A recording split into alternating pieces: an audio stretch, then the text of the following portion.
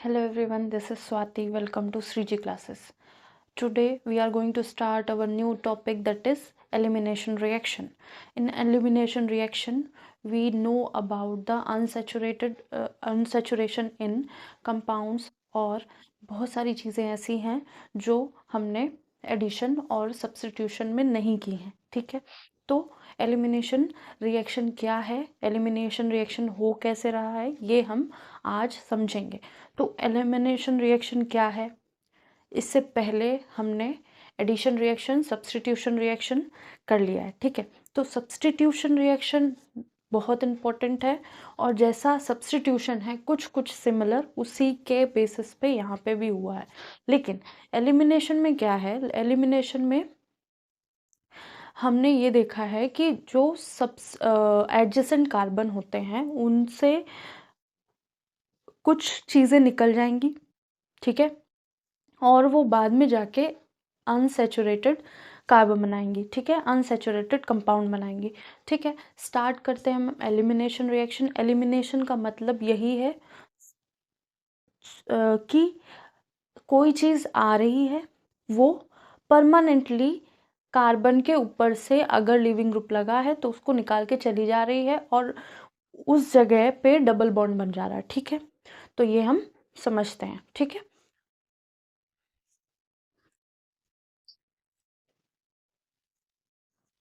तो elimination reaction क्या होती है ये हम समझते हैं।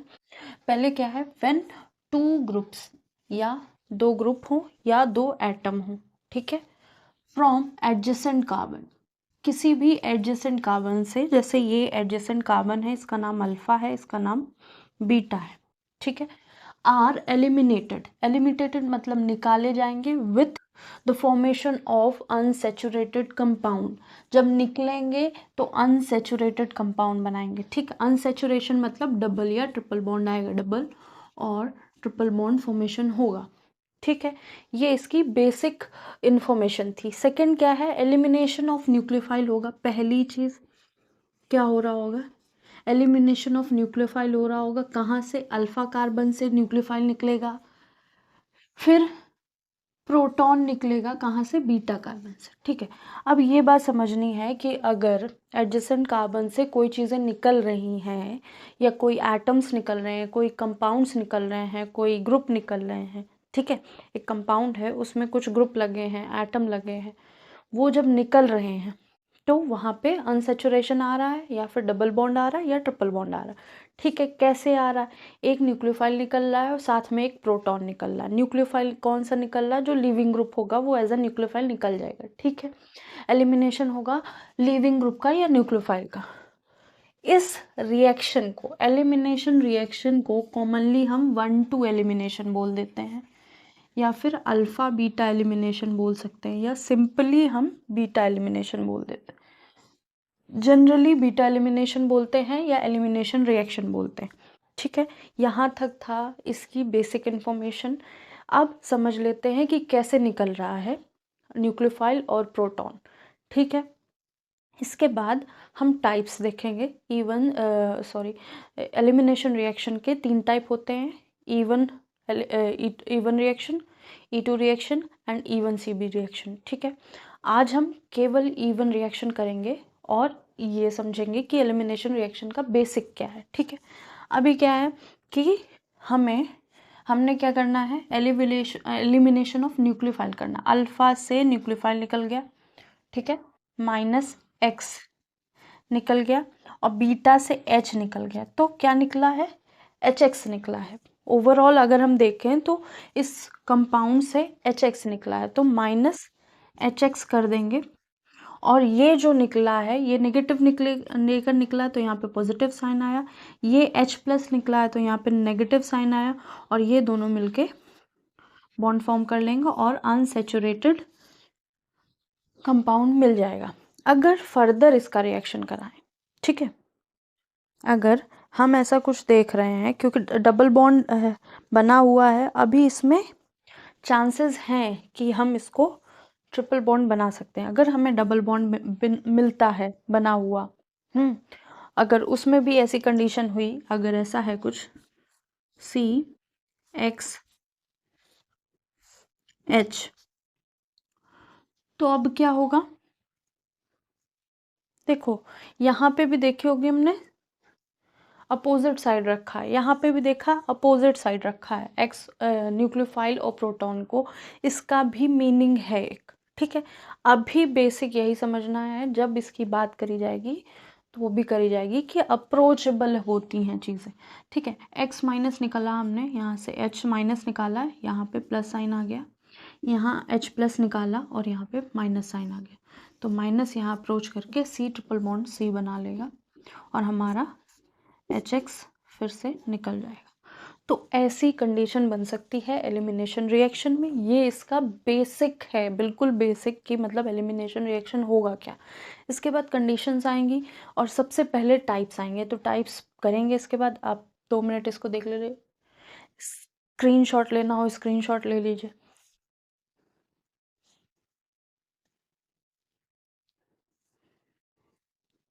1 मिनट में फिर से समझ लेते हैं। एलिमिनेशन रिएक्शन क्या होगा, 2 ग्रुप होंगे एडजेसेंट कार्बन पे, बगल बगल के कार्बन पे, और उनका एलिमिनेशन हो रहा होगा, जिससे जब एलिमिनेशन हो रहा होगा तो हमारे पास अनसेचुरेटेड हाइड्रोकार्बन या कंपाउंड मिल रहा होगा, ठीक है। सबसे पहले न्यूक्लियोफाइल का एलिमिनेशन होगा, कहाँ से, अल्फा कार्बन से, ठीक है। और देन प्रोटॉन कहाँ से हो रहा होगा, बीटा कार्बन से। तो अगर बीटा कार्बन पे प्रोटॉन नहीं है तो ये रिएक्शन नहीं होगी, ठीक है। ये भी एक पॉइंट है इसका। तो ऑल्सो कॉल्ड एज 1-2 एलिमिनेशन कह सकते हैं, अल्फा बीटा एलिमिनेशन कहते हैं, बीटा एलिमिनेशन कहते हैं। 1 सेकंड देते हैं, उसके बाद हम इसके टाइप्स लिखते हैं।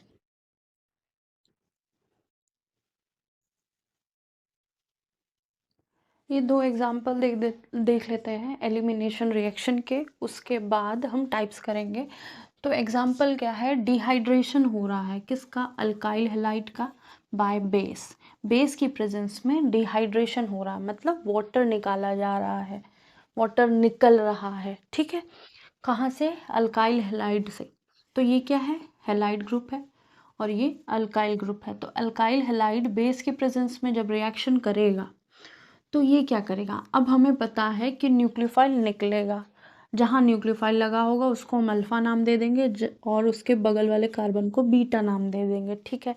जब अल्फा से न्यूक्लियोफाइल निकल गया है, ठीक है, जब अल्फा से न्यूक्लियोफाइल निकल गया है तो हमने इसको ऐसे लिख लिया। अब हमें पता है कि डिहाइड्रोजनेशन हो रहा है, मतलब वाटर का रिमूवल हो रहा है। तो यहाँ जो H है, एक यहाँ H है, उस H को ये OH माइनस ले जाएगा, मतलब बेस H ले जाएगा और वाटर बना देगा, और यहाँ पे पॉजिटिव चार्ज आया, यहाँ पे नेगेटिव चार्ज आया, और यहाँ पे डबल बॉन्ड फॉर्मेशन हो गया, अनसेचुरेशन आ गया, ठीक है। ये है dehydrogenation of alkyl halide by base, और ये एलिमिनेशन रिएक्शन का बेस्ट एग्जांपल है बेस की प्रेजेंस में। सेकंड है dehydrogenation of alcohol by acids. Acid की प्रेजेंस में अल्कोहल का डिहाइड्रेशन कैसे होगा, जहाँ पे हमारा ग्रुप लगा हो उसके बगल वाले कार्बन का नाम हम अल्फा रख देते हैं, या जहाँ पे न्यूक्लियोफाइल लगा हो या लिविंग ग्रुप लगा हो उसके बगल वाले कार्बन को हम अल्फा लिख देते हैं और अल्फा के बगल वाले को बीटा लिख देते हैं, ठीक है।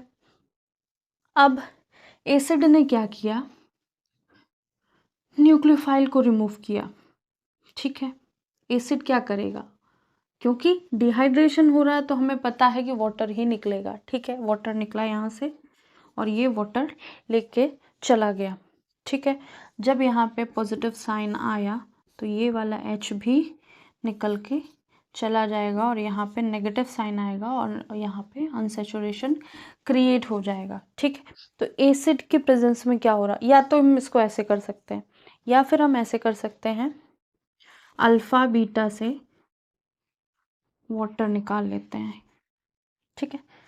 अब यहाँ पे OH था, इसको हमने OH ऐसे लिख दिया और इसके H को ओपन करके लिख दिया, तो ये भी ऐसे बता देते हैं कि माइनस H2O निकल गया और H प्लस फिर से एसिड की प्रेजेंस बनी रही, ठीक है।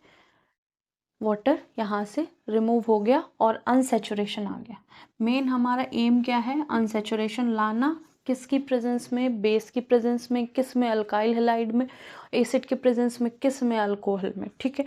ये है एलिमिनेशन रिएक्शन।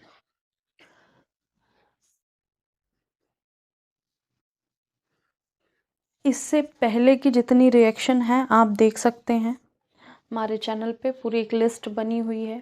12th की सारी रिएक्शन कराई गई हैं। मतलब ये जो ऑर्गेनिक रिएक्शन है रिलेटेड टू 11 12th, वो सारी इसी सीरीज़ में कराई जा रही हैं। जिस सीरीज़ में ये है ऑर्गेनिक रिएक्शन करके, मतलब पूरा बेसिक से स्टार्ट किया गया है सारी रिएक्शन कैसे हो रही हैं। ठीक है, अब हम बात करेंगे एलिमिनेशन रिएक्शन के टाइप्स की।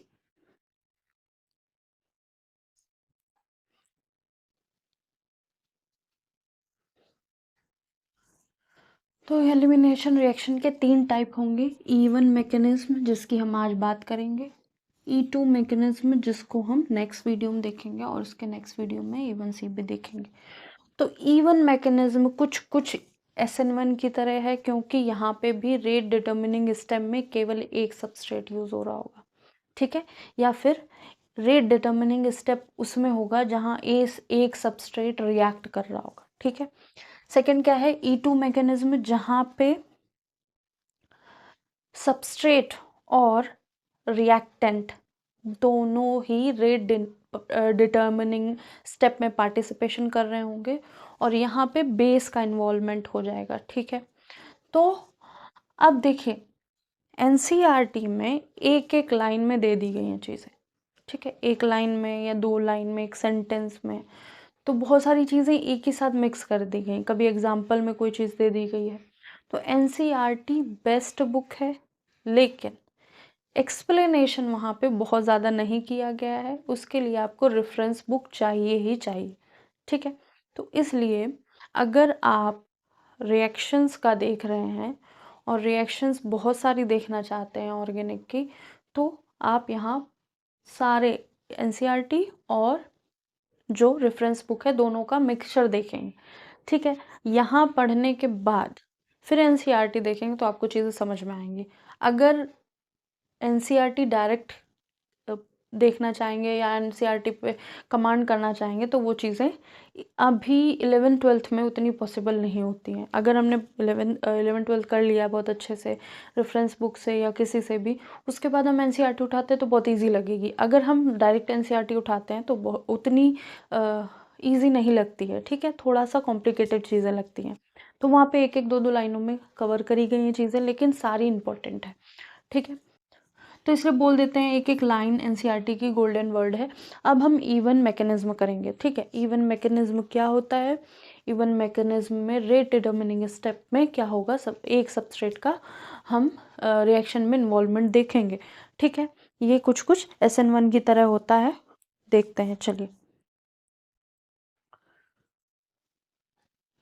तो ये है E1 मैकेनिज्म रिएक्शन जैसी SN1 में देखी थी, कुछ कुछ वैसी ही होगी।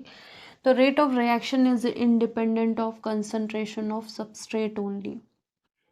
ठीक है, is dependent on sorry, rate of reaction depend किस पे करेगी? सबस्ट्रेट के कंसंट्रेशन पर बस। ठीक है, फिर it is a first order kinetics. इसकी काइनेटिक क्या होगी? फर्स्ट ऑर्डर होगी, इसलिए इसको डेजिग्नेट किया गया है E1 से। इसको ऐसे भी लिख सकते हैं और ऐसे भी लिखते हैं। ठीक है, first step of the reaction is slowest step involving ionisation of substrate. First step क्या है? ये है हमारा फर्स्ट स्टेप। इसमें क्या हो रहा होगा कि ये स्लो स्टेप होगा, पहली चीज़ स्लो होगा, तो रेट डिटर्मिनिंग स्टेप है, इस एक ही सबस्ट्रेट इन्वॉल्व हुआ, इसीलिए ये फर्स्ट ऑर्डर का है। तो यहाँ पे क्या होगा? आयनाइजेशन ऑफ सबस्ट्रेट होगा, मतलब Br निकल रहा है और यहाँ पे चार्ज आ रहा है। चार्ज आ रहा है मतलब आयन बन रहा है, आयन का फॉर्मेशन हो रहा है।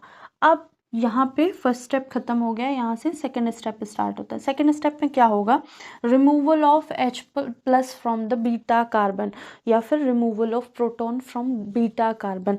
जैसे हमने बताया था, फिर उससे बोल देते हैं, फिर से वैसे ही बात कर लेते हैं कि Br जो है वो लीविंग ग्रुप है या न्यूक्लियोफाइल है, उसके बगल वाले कार्बन को हम अल्फा नाम देंगे।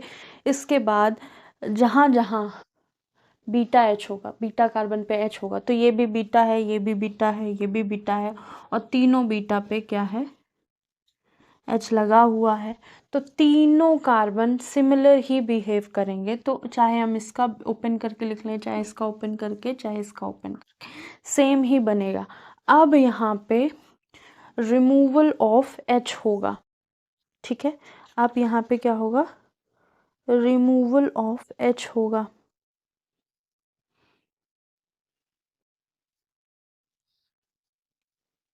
ठीक है। बेस की प्रेजेंस में होगा, यहाँ पे OH माइनस लिखते हैं, OH माइनस बेस की प्रेजेंस में होगा, क्योंकि OH माइनस ही H को रिमूव कर सकता है। जब H को रिमूव करा तो यहाँ पहले से ही पॉजिटिव चार्ज था, यहाँ अब नेगेटिव चार्ज आ गया, नेगेटिव पॉजिटिव मिलकर डबल बॉन्ड बन गया और वाटर निकल गया, ठीक है। तो ये है एलिमिनेशन रिएक्शन, जिसमें क्या है, रेट ऑफ रिएक्शन डिपेंड करेगी सबस्ट्रेट पे, क्योंकि वही रेट डिटर्मिनिंग स्टेप में है।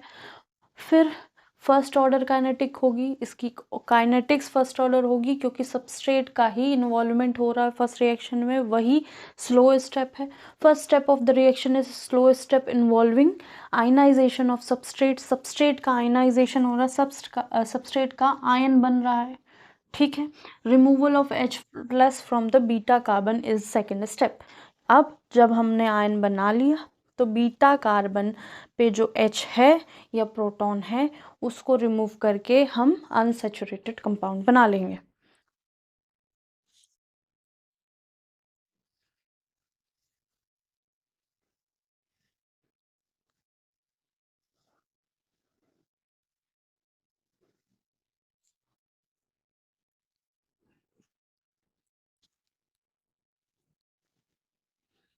ये नेक्स्ट एग्जांपल देख लेते हैं, डिहाइड्रेशन ऑफ अल्कोहल। फिर से देख लेते हैं किसकी, एसिड की प्रेजेंस में।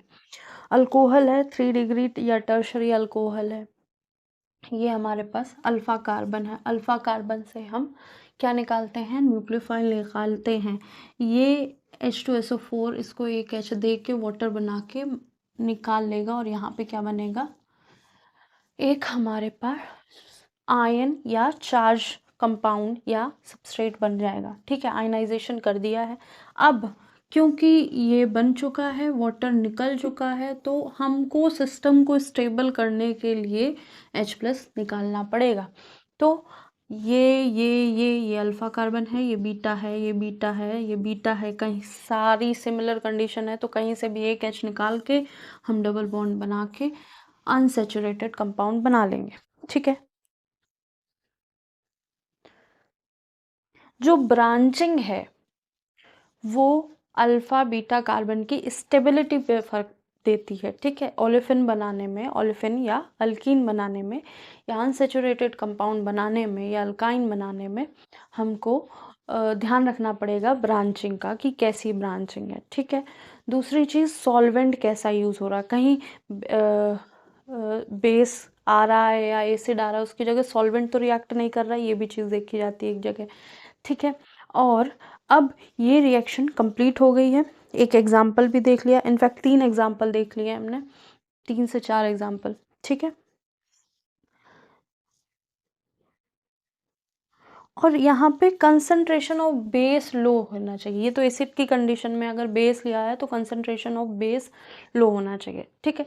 ये कुछ कंडीशंस हैं इवन मैकेनिज्म की। आई होप आपको चीज़ें समझ में आ गई होंगी। ये इवन मैकेनिज्म कर लिए हमने। नेक्स्ट वीडियो में हम E2 मैकेनिज्म करेंगे और फिर इवन सी भी करेंगे। इससे पहले जितनी भी रिएक्शंस हैं आप देख लीजिएगा, सारे वीडियोस प्लेलिस्ट बना दी है, कहीं ढूंढने की ज़रूरत नहीं पड़ेगी, सब कुछ सिस्टमेटिक वे में बना हुआ है। और नेक्स्ट जल्दी ही हम कुछ नया लेके आएंगे कॉम्पिटिटिव एग्ज़ाम के लिए। आज के लिए इतना ही। लाइक एंड सब्सक्राइब ज़रूर कीजिएगा और कमेंट ज़रूर कीजिएगा जो चीज़ें नहीं आ रही हैं उसके लिए और जो आ रही हैं उसके लिए। आपकी केमिस्ट्री की समझ और बाकी सब्जेक्ट के लिए भी हम कोशिश करेंगे कि जल्दी स्टार्ट कर लें। आज के लिए इतना ही। Thank you.